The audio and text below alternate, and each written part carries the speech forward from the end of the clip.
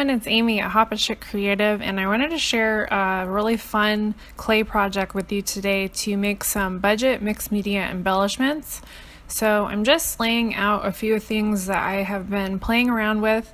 I've mostly been using air dry clay and some polymer, and the clay that you'll be seeing today is all air dry clay. So I decided, since it's so hot in Arizona and we joke around about how we have a dry heat, so that can actually work to your advantage in terms of clay, because I invested in a couple of large packages of air dry clay and they just kind of dry naturally out here with the heat and the dryness. So I thought, hey, why not try out this air dry clay so that I won't have to use my oven and make my place even hotter. Right now I'm showing you some Crayola Model Magic. I've been experimenting with this to make molds. That's the first mold that I made. I also made this little rose mold, and then later on I'll show you a couple of other ones. Now these two are from Martha Stewart Crafts, and those are some of my absolute favorite molds to work with. I just find them to be very durable and easy to demold the clay from. Now down at the bottom of the screen you'll see a couple of the Model Magic molds that I made once I figured out a little trick. I set them in these little round plastic containers, and that made me make a much better uniform mold that has a flat bottom, which is very important when you are putting resin or clay into the mold itself. You want it to be as stable as possible. And so now I'm just showing you 3 of the embellishments that I made using some DIY patina paint, and I'll link that video below. I made some, it's probably been a couple of weeks ago, and it was from a Graphics Fairy recipe. So if you're interested in that, that video will be down below.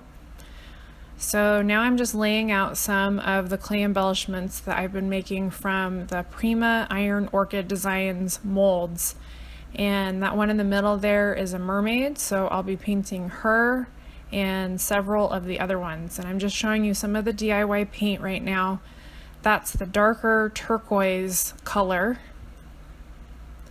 And I played around with the recipe because the very first round of faux patina paints that I made were a little bit too sandy and had too much of a gritty texture, so I added more gel gloss and more paint and kind of just experimented, and I got a smoother finish, but it still has enough texture in it that'll give you kind of that rustic look.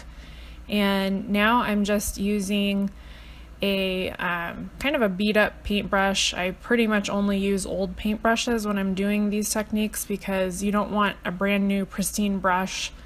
It's not going to ruin your brush, but it can definitely fray the brush, so you might want to set aside some older brushes that you don't care as much about, because they'll definitely get you know, a good workout with these paints.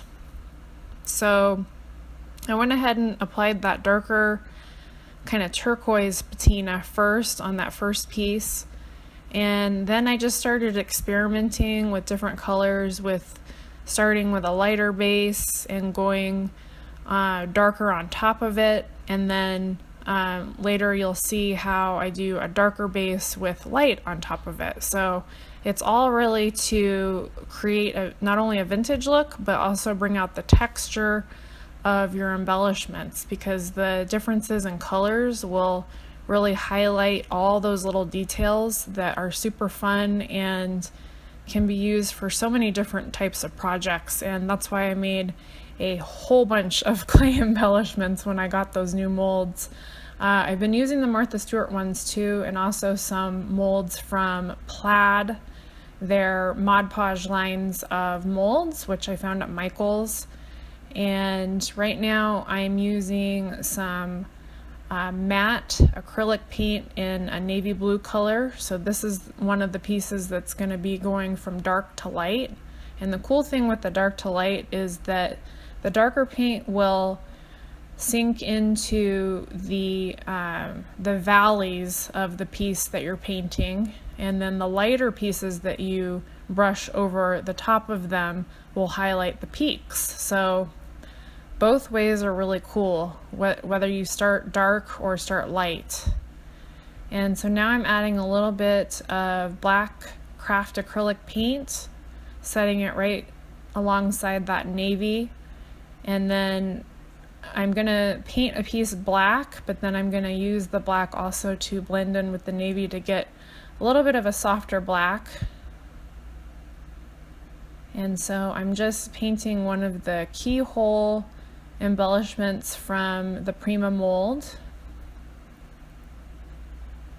And I thought these would be, I think the keyholes really could work in a lot of different ways. They could work for steampunk type projects. They could work for kind of a fairy tale theme. Some of them definitely look very fairy tale to me. Now the mermaid is from the Nautica 2 mold, and she's one of my favorites. So I decided to blend the navy blue and the black to get that softer black I was telling you about, and go ahead and paint her in. And you just want to make sure, and this is where the fraying of the brush comes in, to get the paint really nicely down into those crevices. So now I'm going back to one of the pieces that had the lighter first coat, and I'm using a dry brush technique. So you want to get your darker paint onto the brush and then wipe most of it off, and then just kind of go in different directions and use a light hand to pick up the peaks of the piece. So that's a fun look, and definitely you can experiment with this, and just that's what's so fun about this type of a project is you really don't have to have a plan in mind. You can just set out some paints and go and just start creating different effects. And if you have a few different embellishments you can work on, you really can just experiment and see what you like and see what works for you and what doesn't.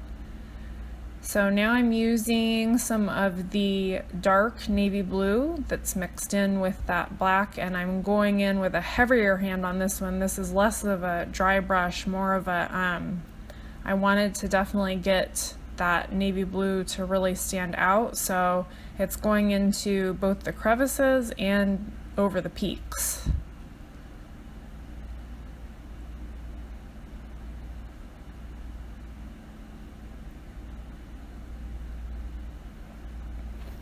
And then I decided for this piece I wanted a little bit more of that darker color to show up, so I just went back over and buffed on a little extra paint to give it a little bit more contrast with that lighter turquoise color.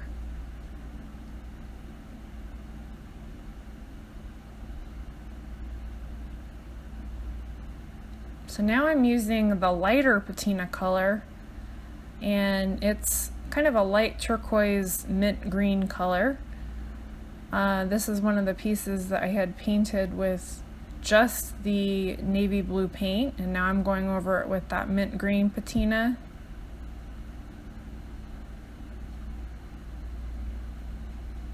And I'm showing you what the mint green patina looks like in the jar.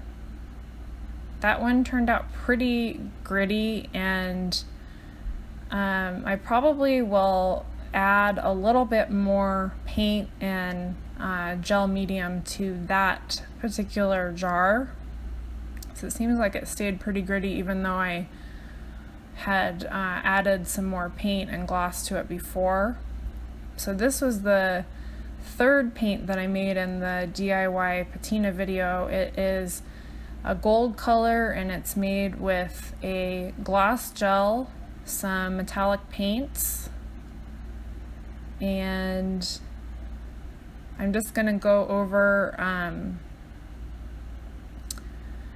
the mermaid with some of the, I believe this is the darker patina.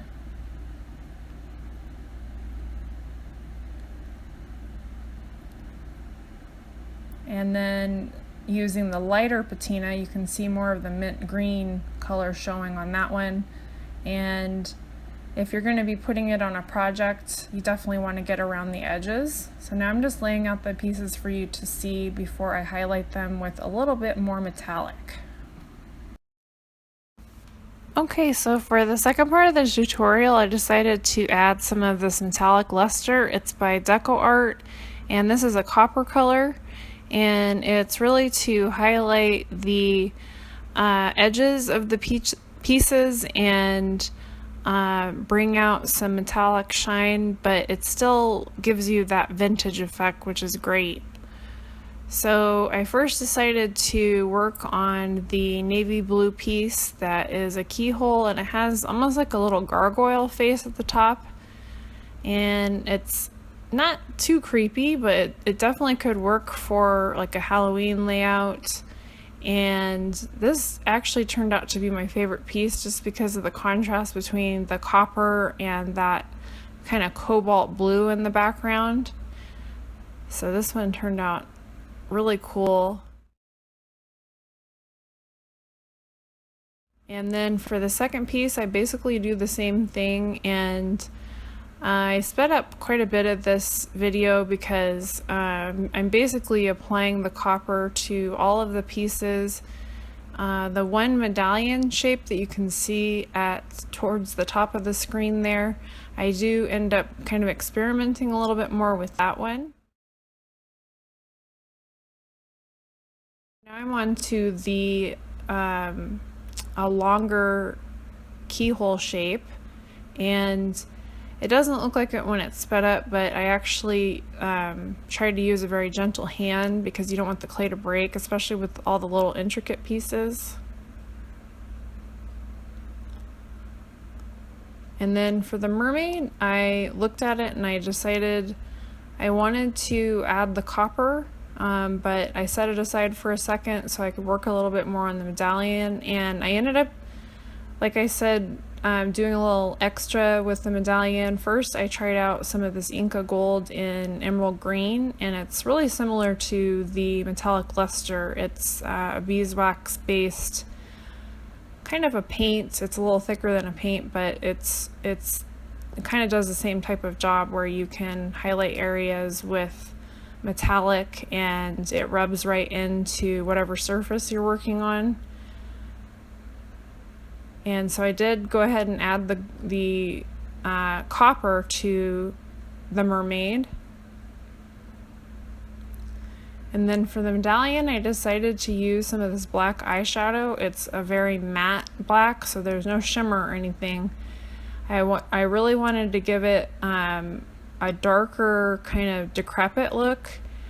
And I've been watching a lot of DIY furniture videos, especially a channel called Debbie's Design Diary. And even though she works mostly with furniture, she has a lot of really good ideas on there about patinas and making things look distressed and old. So I actually learned a lot just by looking at her videos in terms of learning to work with things that you want to make look vintage and experimenting with different colors and finishes. And so for the medallion, I went ahead and took the mint green patina and went over it again because I decided it looked a little too dark. And this is a really cool thing about this project, is that you can keep going back and forth, and you really can keep painting over and adding little details that you want to do. It's a very forgiving project, and because I gessoed the clay pieces before I worked with them, you can work with it with a certain level of security and confidence that your pieces will be able to stand up to a lot of experimenting. So then I decided to, in the middle, highlight just a little bit more with the green patina. And this turned out to be one of my favorite pieces, along with the gargoyle the keyhole. And as a finishing touch on the medallion, I went ahead and put some more of the copper metallic luster. So you'll get to see it close up here.